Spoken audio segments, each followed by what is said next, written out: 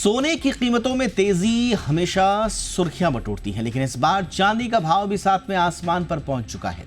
चांदी की चमक रिकॉर्ड ऊंचाई पर है। एमसीएक्स पर इसका भाव 1,15,000 रुपए के आंकड़े को पार कर चुका है और इसी साल अप्रैल से अब तक अगर आप देखें तो चांदी में करीब 34% से ज्यादा की तेजी देखने को मिली है।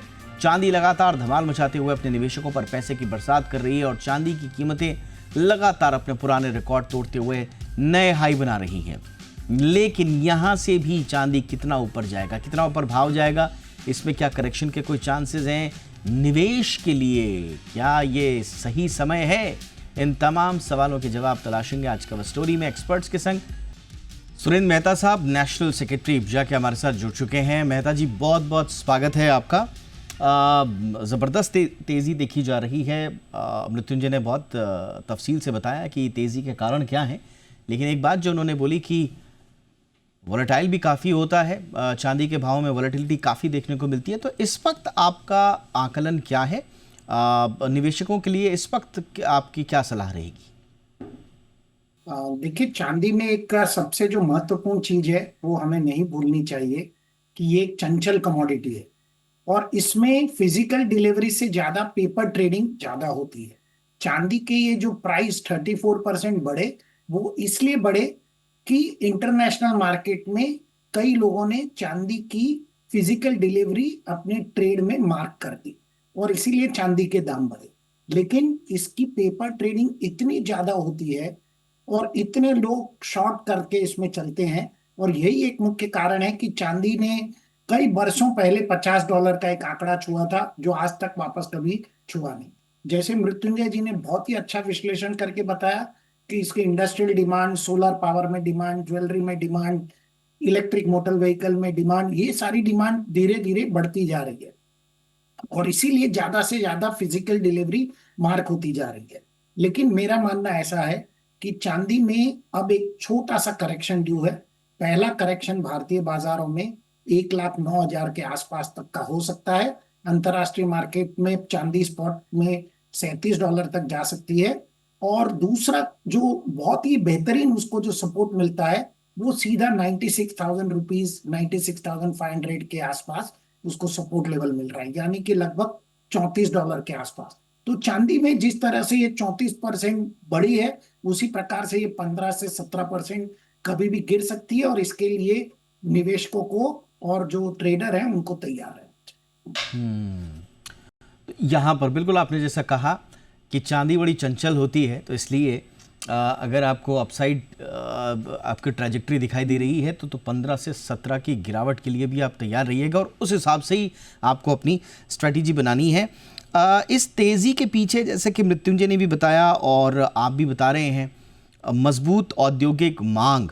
ट्रेडिशनली हमने देखा है सुरक्षित निवेश की मांग, जो सीमित आपूर्ति की वजह से, gold silver ratio, monetary policy वगैरह, इसके प्रभाव हमने देखे। लेकिन इस बार बार बार जगह जगह जिक्र इस बात का हो रहा है कि औद्योगिक डिमांड जो है, और ख़ास तौर से इलेक्ट्रिक वाहन, ईवी, सोलर पैनल का आपने जिक्र किया, इलेक्ट्रॉनिक्स के जो दूसरे आइटम्स हैं उसमें है, ये फिनोमेना क्या है? और थोड़ा सा हमें बताइए सर कि ये इंडस्ट्रियल डिमांड जो सिल्वर की बढ़ी है, ये कुछ नया फिनोमेना है या ये पहले का भी फिनोमेना है और अचानक से इसमें जो राइज आ रहा है, तो फिर आगे की हम क्या ट्रेजेक्ट्री हम एक्सपेक्ट करें?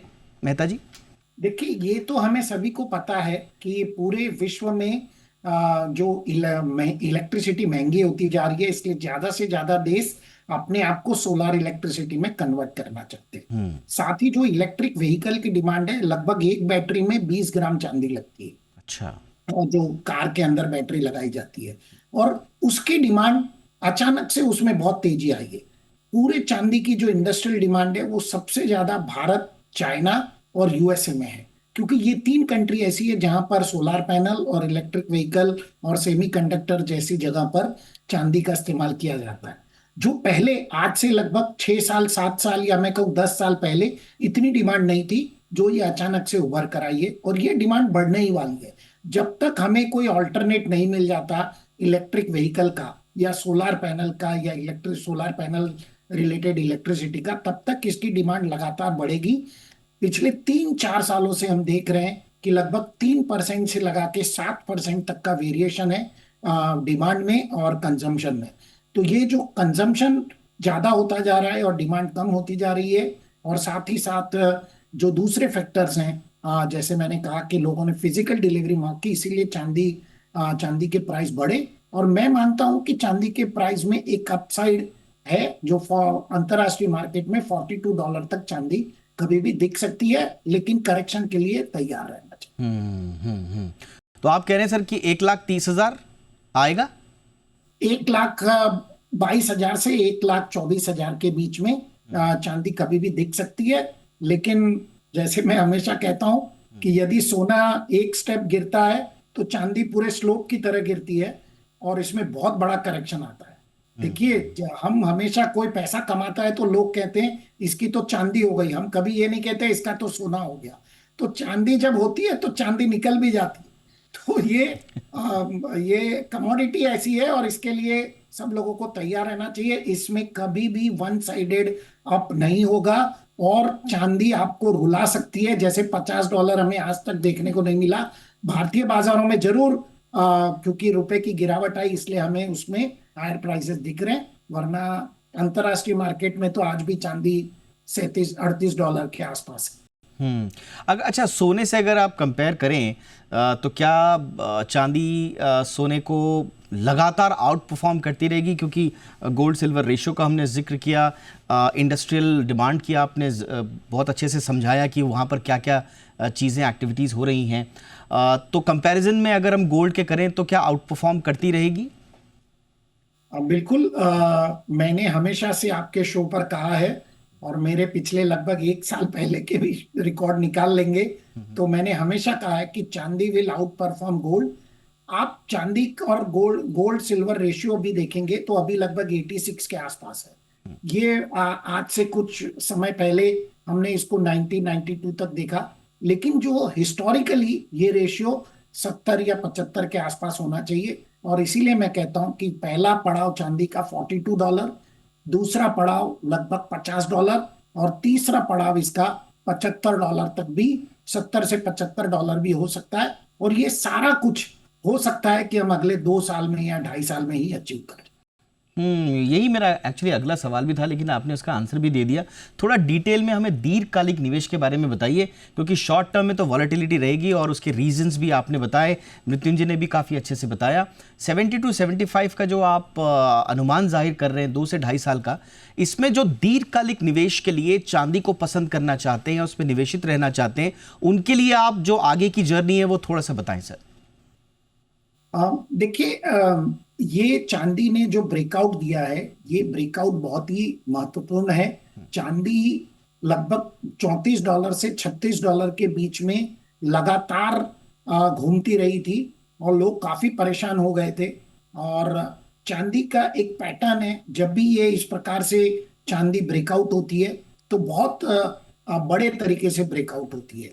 तो इसका पहला पड़ाव लगभग 40 से पहला पड़ाव हमने देख लिया $38 का, दूसरा पड़ाव $42, लेकिन इसमें वक्त लगता है। वक्त हो सकता है आपको 5 महीने 6 महीने का भी वक्त लगे, या उससे ज्यादा का भी वक्त लगे। और उसके बाद उसके जो पड़ाव हैं वो लंबे होते जाते हैं। दूसरा पड़ाव जैसे मैंने कहा $50, क्योंकि आप ये देखिए इंडस्ट्रियल डिमांड बढ़ने ही वाली है, हमारे पास कोई विकल्प ही नहीं है, पूरे विश्व में कोई विकल्प ही नहीं है। एक और महत्वपूर्ण बात, चांदी का सबसे ज्यादा प्रोडक्शन मैक्सिको में होता है, और अब यूएस ने कहा कि मैक्सिको से हम चांदी इंपोर्ट करेंगे तो उस पर टैरिफ लगाएंगे। इसका मतलब world order for silver is changing. चांदी का प्राइस ही नया डिस्कवर होने वाला है, क्योंकि USA is one of the major consumer of silver.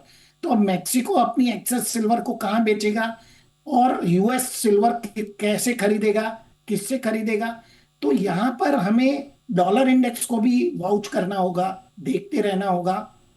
मैंने जो विश्लेषण किया है, मुझे लगता है कि यूएस के टैरिफ लगने के बाद पूरा वर्ल्ड ऑर्डर चेंज होगा, और इसी चेंज की वजह से हमें चांदी के प्राइस में बेतहाशा तेजी देखने को मिलने वाली है। ऑल राइट सर, मेरा आखिरी सवाल उन लोगों के लिए जो अभी तक चांदी से दूर रहे, या यूं कहें कि चांदी की चमक से दूर रहे, उनके लिए कोई बढ़िया विंडो अभी आने वाला है, वो वेट करें, या जो आपने 3 पड़ाव बताए हैं 36, 37, 38 जो हमने देख लिया, फिर 42, वो जो 75 तक की जो आपने जर्नी दी है, उसमें कोई ऐसा विंडो जहां पर एक बढ़िया एंट्री का मौका मिले? मुझे लगता है कि जैसे मृत्युंजय जी ने भी कहा, आपको वेट नहीं करना चाहिए। आपको धीरे धीरे एसआईपी के जरिए इसमें निवेश करना चाहिए। भारत में चांदी का, सिल्वर का ईटीएफ उपलब्ध है। आज से लगभग 6 सालों पहले चांदी का ईटीएफ ही नहीं था भारत में। हमने इज्जा की तरफ से उसको सेबी से कहा और चांदी का ईटीएफ हमने शुरू कराया, क्योंकि हमें तो आज से 5 साल पहले ही लगता था कि चांदी आउट परफॉर्म करेगी और भारत में ईटीएफ ही नहीं था। एनीवे, तो ईटीएफ एक बहुत ही बेहतरीन निवेश का तरीका है चांदी के अंदर।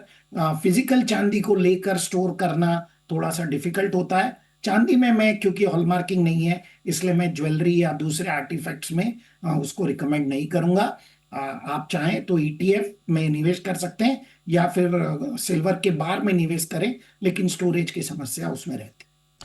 तो ईटीएफ में निवेश करें, ये सबसे सुरक्षित तरीका, बेहतर और मुफीद तरीका, जैसा कि मेहता सर ने बताया। बार भी आपके लिए एक अच्छा विकल्प हो सकता है। और जो वाजिब कारण हैं, उन कारणों के हवाले से क्यों फिजिकल चांदी एक बेहतर जो ऑप्शन है वो नहीं होता है, वो भी आपने बताया।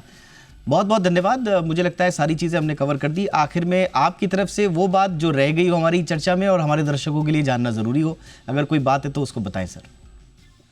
देखिए, मैं वापस एक बात को रिपीट करना चाहूंगा। चांदी के जो मेजर कंज्यूमिंग कंट्री है वो भारत, चाइना और यूएस है। और हाँ, पूरा वर्ल्ड ऑर्डर टैरिफ लगने से चेंज होगा। सिर्फ चांदी नहीं, सोने पर भी नजर रखिए और खास तौर पर इन दोनों कमोडिटी से भी ज्यादा डॉलर इंडेक्स पर नजर रखिए। 1 अगस्त के बाद जब ये टैरिफ सारे लगेंगे, बहुत वॉलेटिलिटी होगी मार्केट के अंदर, और तब तक आपको बहुत ही पेशेंस से काम लेना है। और इस वर्ल्ड ऑर्डर को चेंज होते हुए हम खुद अपनी आंखों से देखने वाले हैं। और ऐसे में सुरक्षित निवेश हमेशा सोना और चांदी ही होता है। एब्सोल्युटली।